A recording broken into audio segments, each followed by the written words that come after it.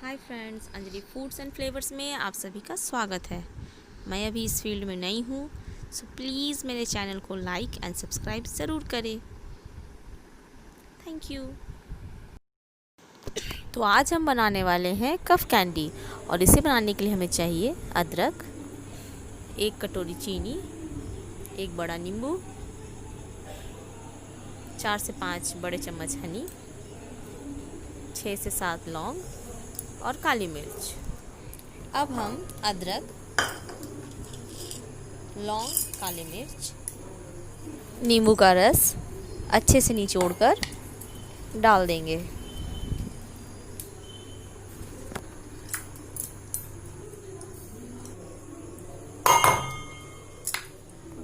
अब हम इसे पीसकर मिक्सर में फाइन पेस्ट बना लेंगे।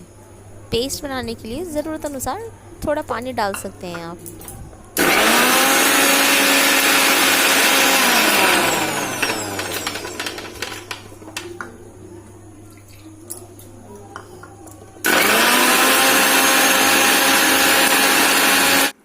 आज मेरा किचन थोड़ा मैसी लग रहा है क्योंकि मैं थोड़ी नर्वस हूँ। मैं फ़र्स्ट टाइम वीडियो शूट कर रही हूँ और मुझे परफेक्शन के साथ वीडियो शूट करना आता भी नहीं है।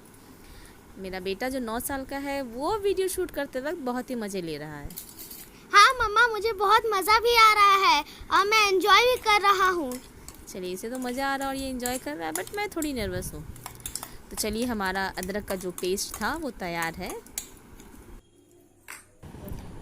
अब गैस जलाकर आंच बिल्कुल धीमी कर लें। उस पर एक पैन रख दें। पैन में 1 कटोरी पानी और पिसा हुआ जो अदरक का पेस्ट था वो उसे डाल दें।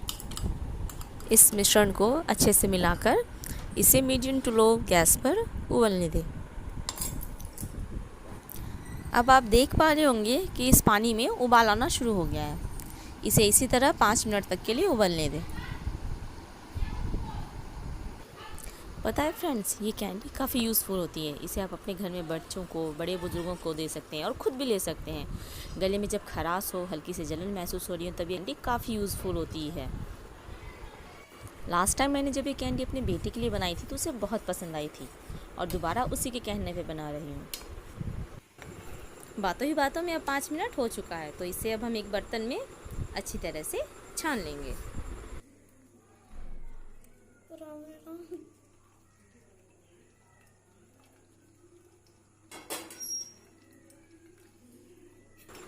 दबा दबा कर इसे छानेंगे ताकि इसका सारा रस निकल जाए।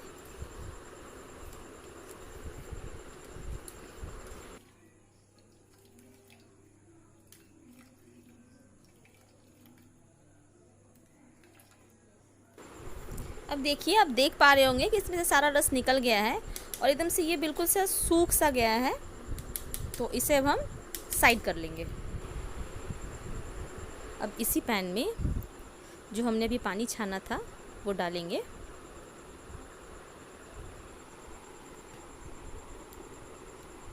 फिर 1 कटोरी चीनी डालेंगे।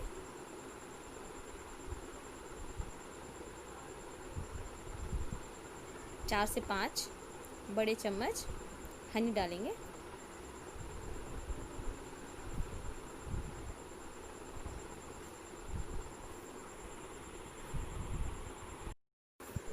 अगर आपको ऐसा रिक्वायरमेंट लगे कि थोड़ा सा पानी डालना है तो आप थोड़ा पानी और ऐड कर सकते हो। आई नो गाइस कि मैं ये वीडियो फर्स्ट टाइम बना रही हूँ, थोड़े से मिस्टेक्स तो मेरे से हो ही रहे होंगे, बट कोई बात नहीं, धीरे धीरे सीख जाऊँगी। अच्छा, वैसे अब इसे धीरे धीरे हिलाते आप रहें, वरना ये चीनी जब इसमें डलती है तो ये नीचे से जमने लगता है। अगर आप इसे लगातार नहीं चलाएंगे तो ये चीनी नीचे जम सकता है, बैठ सकता है। तो आप इसे लगातार रह रह कर चलाएँ। इसे लगभग हम 10 मिनट उबलने देंगे धीमी आंच पर। अब देखिए, जैसे कि आप देख रहे हैं कि इसमें उबाल आ गया है। इसे इसी तरह उबलने देंगे लगातार चलाते हुए लगभग 10 से 15 मिनट तक। हम गैस की आंच को लो टू मीडियम रखेंगे। अब जैसा कि आप सब देख पा रहे हैं कि कि ये जो लिक्विड है हमारी वो धीरे धीरे गाढ़ी होनी शुरू हो गई है। आप देख पा रहे होंगे। इसे लगातार इसी तरह से हिलाते रहना है।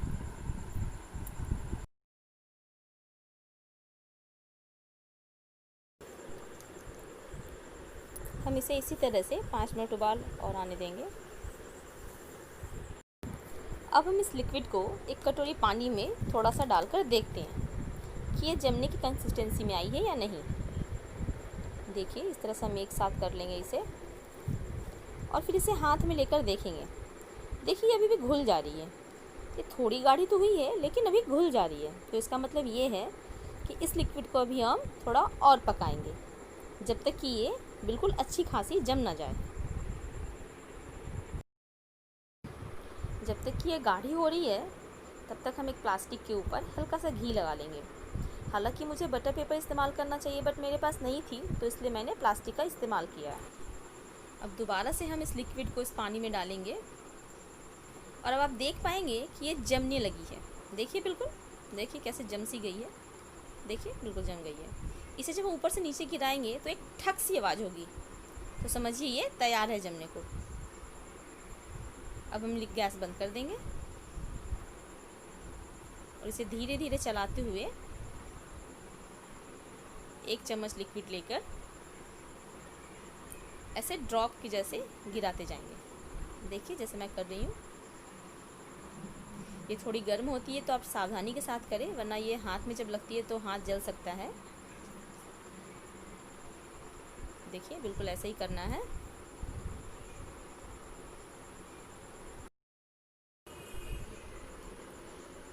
मेरी मम्मा की इस वीडियो को लाइक, कमेंट और शेयर ज़रूर करें और सब्सक्राइब भी कर दें। और हाँ, बेल आइकन दबाना ना भूलें। मेरी मम्मा को ढेर सारी लाइक दें।